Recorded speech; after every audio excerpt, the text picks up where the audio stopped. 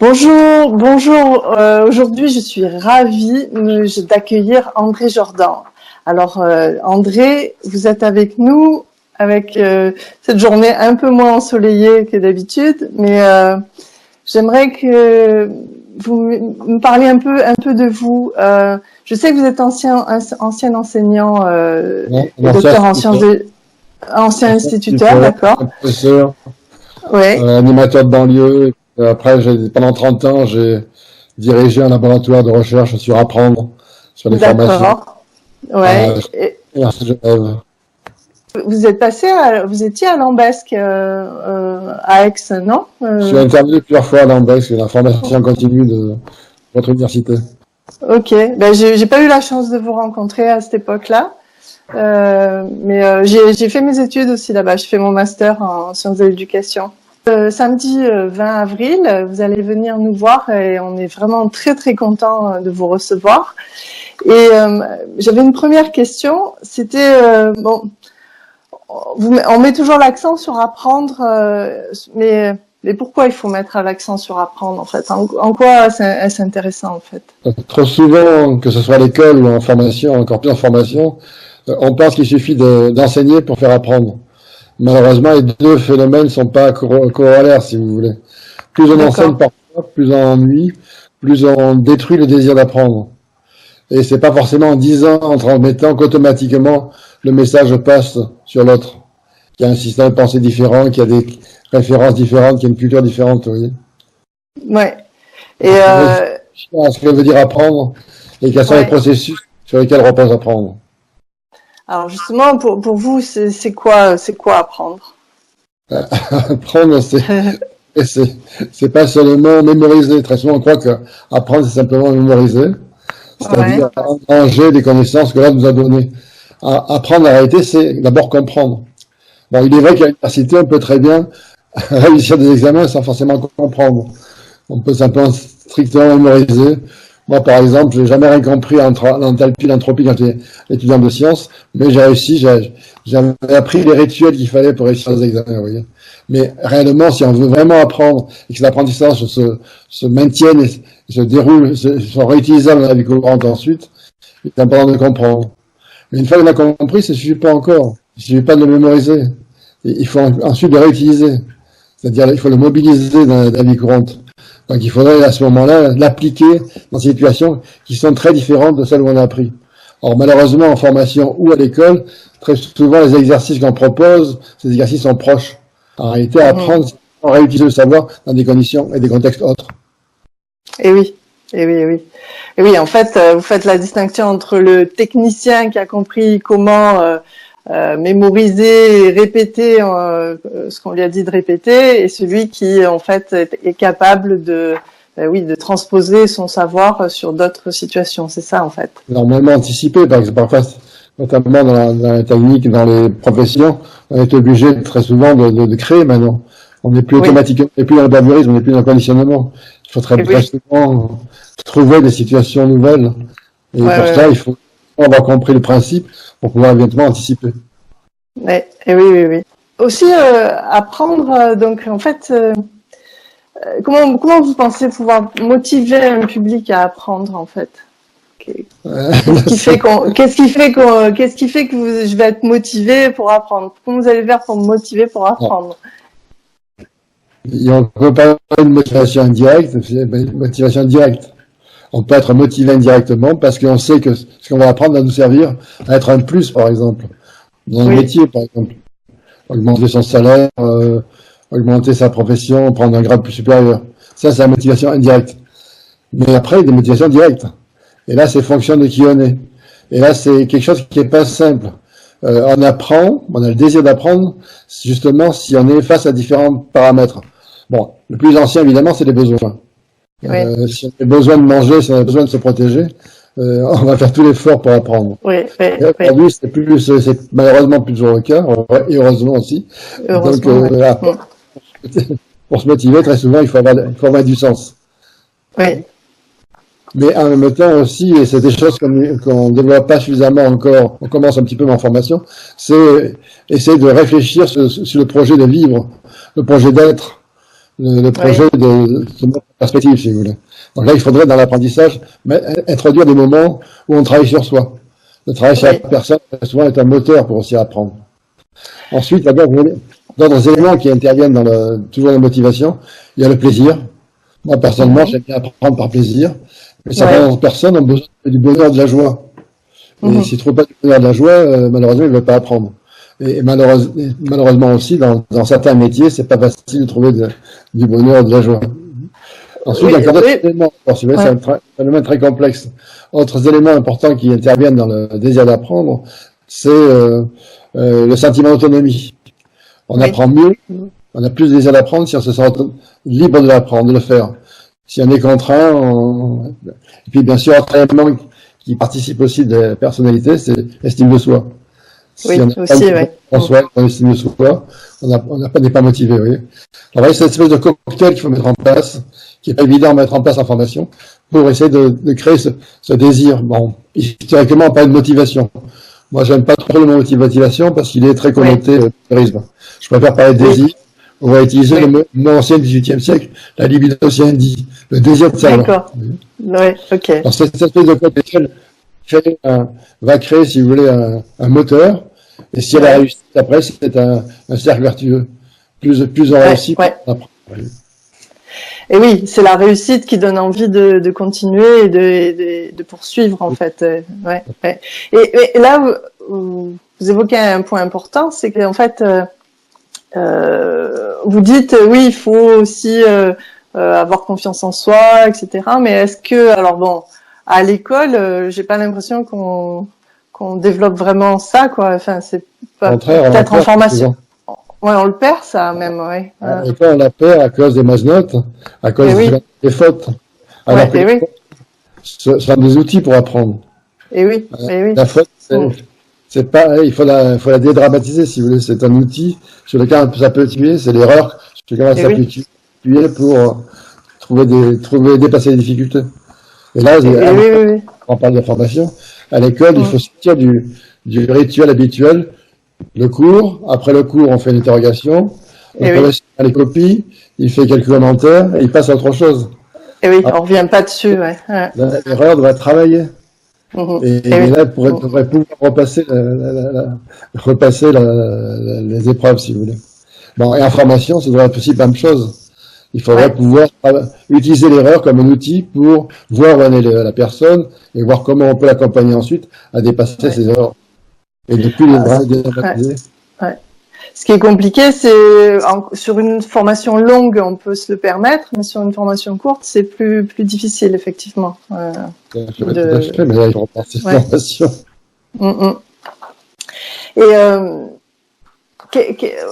qu'est-ce que si en tant que formatrice, justement, qu'est-ce que vous me conseillerez avec mes apprenants? C'est-à-dire, si je veux arriver justement à leur donner cette confiance, si je veux arriver à leur insuffler ce désir d'apprendre, qu'est-ce que je pourrais mettre en place en tant que formatrice? Très souvent, il faut faire des détours. Très souvent, on est centré sur le contenu de la formation, alors qu'il faudrait des détours par la personne. Donc, développer cette connaissance de soi, notamment son projet de vie, son projet d'être, son projet d'avenir. Parce que c'est ça qui donne du sens à pourquoi j'apprends. Le pourquoi il est là, en fait. Et puis, l'autre aspect, c'est essayer de faire de la thérapie, le mot est trop fort, pour justement travailler sur la confiance en soi, sur l'estime de soi. Voir, par exemple, la personne, tous les moments où elle a réussi dans sa vie, y compris en dehors de formation. Oui. Dédramatiser le fait que très souvent, je crois nulle. Oui, souvent elle dit je suis nulle, etc. Alors qu'elle n'est pas nulle en tout, elle est nulle sur un point particulier. En tout cas, elle n'arrive pas à faire à ce moment-là ce qu'on lui demande. Voilà. Qu'elle prenne conscience qu'elle a des réussites en elle. Bien sûr. Ouais. Et oui, c'est important. Je raconte, ça veut dire qu'il faut faire des détours, accepter de ne pas toujours sur le contenu direct. Oui, et oui. Alors en plus, heureusement, on va récupérer les difficultés de l'école. C'est-à-dire que si normalement, ces choses-là qui doivent être faites à l'école, et là, si on ne peut pas faire à l'école, il faut le travailler en formation, les adultes.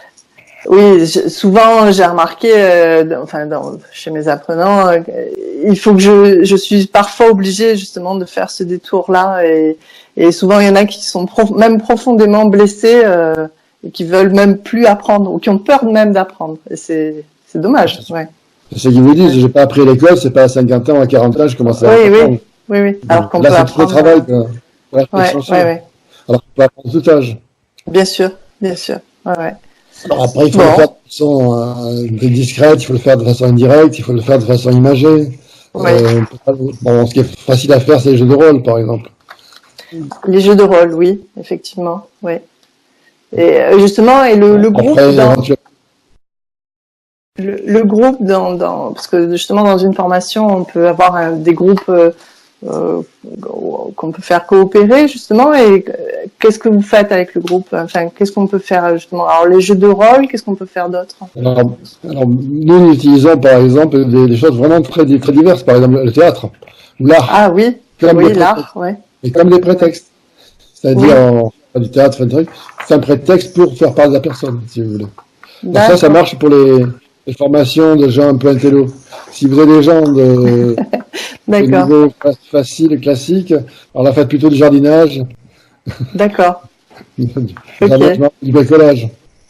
Oui, de plus terre à terre, on va dire, quelque chose de plus, on touche, en fait. Ou de la cuisine aussi.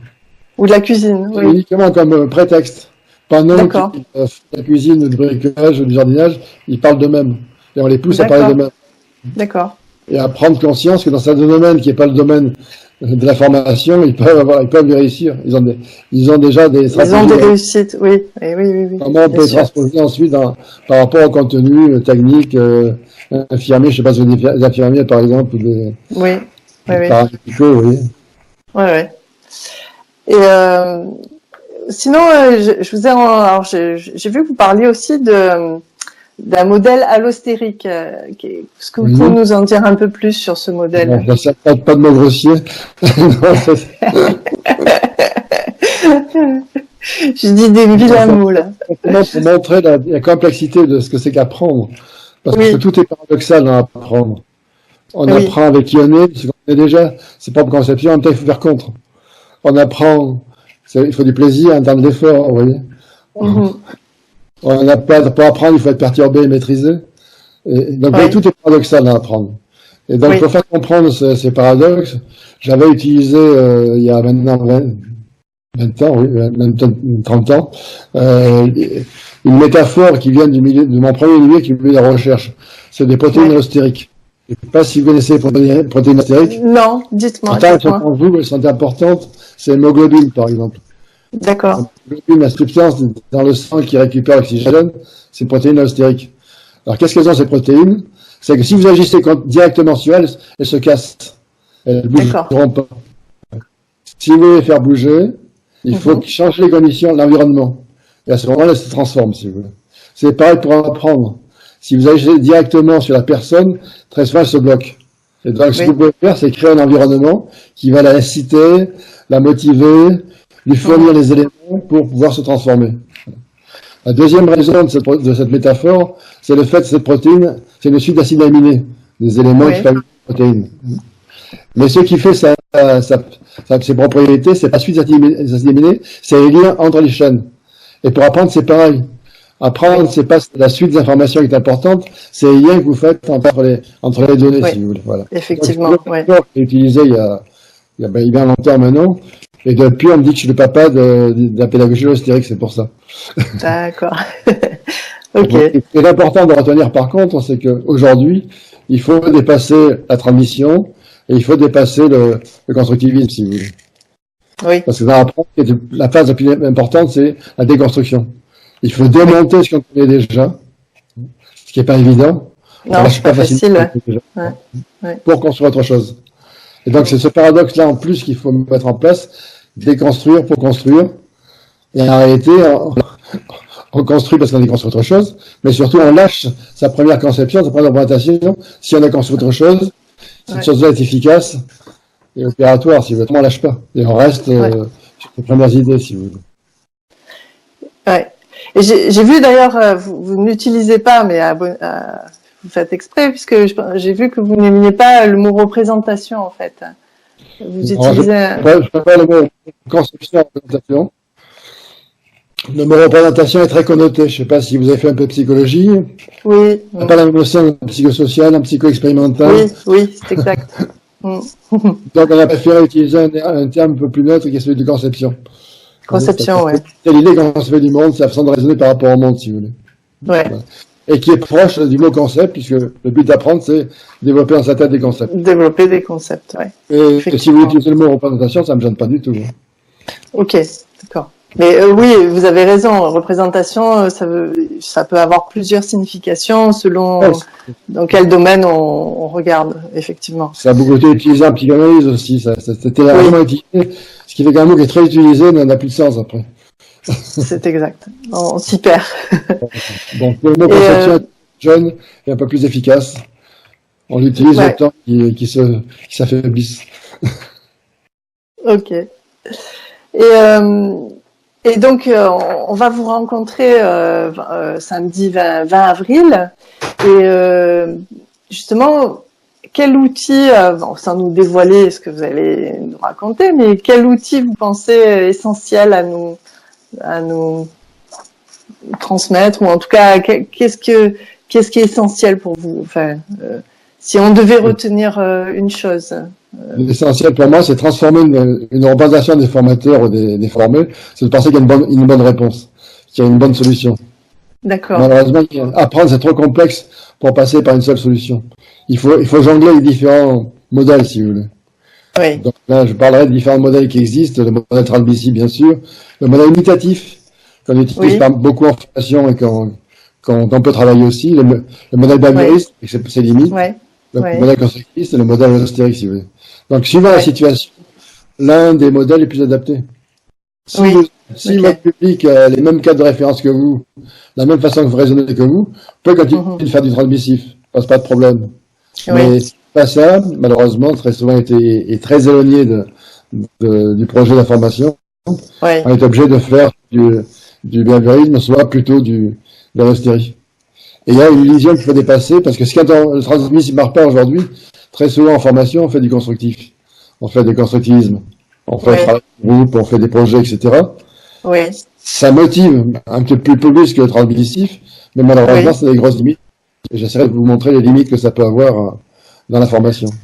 Oui, c'est intéressant de voir les limites. Parce que c'est vrai qu'on utilise beaucoup la puissance du groupe, faire ensemble, etc. Mais effectivement, il peut y avoir des limites. Même. On va pas tout de suite pour faire venir les gens.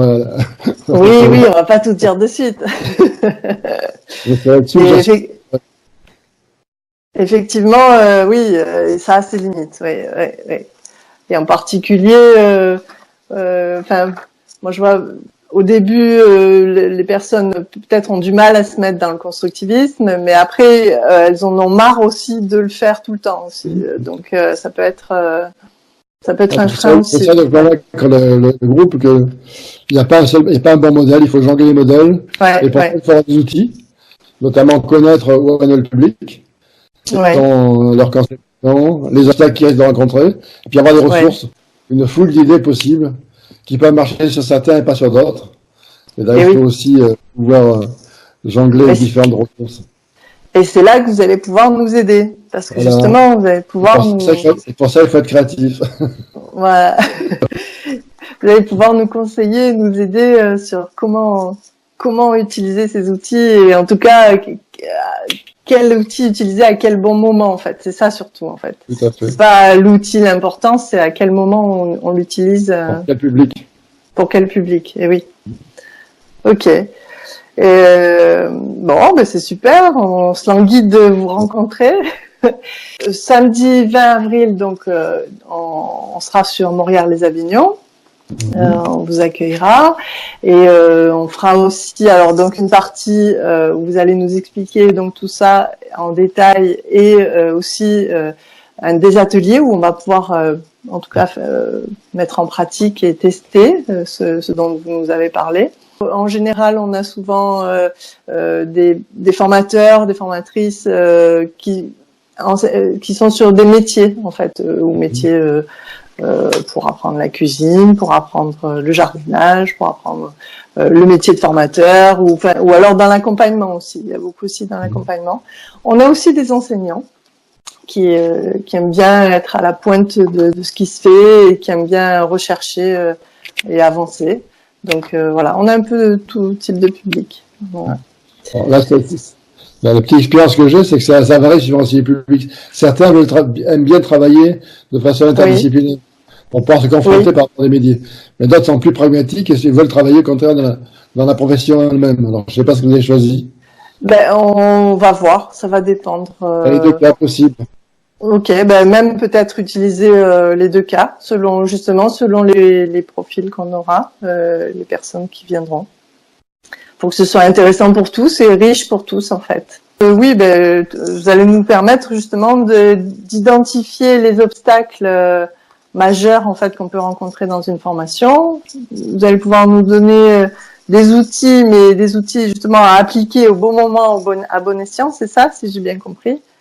Et donc, ben, on s'enguille de vous voir. Pour chacun des groupes, vous avez prévu, chacun atelier, vous avez prévu quelqu'un qui donne la parole et quelqu'un qui fait le rapport? Oui. On a dans chaque atelier, on a un maître de cérémonie, voilà, qui justement gère.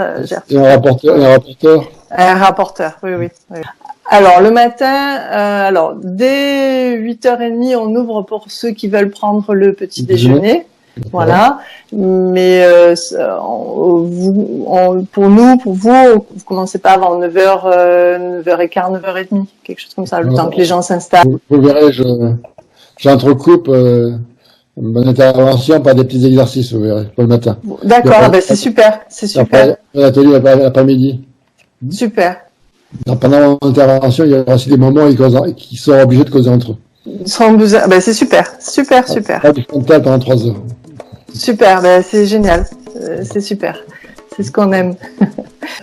Et on est très content de vous recevoir. Merci beaucoup. Ben, merci beaucoup pour cette interview. À bientôt. J'ai pas entendu. À bientôt, merci beaucoup. Et on se languit de vous voir. Au revoir. Au revoir. Au revoir.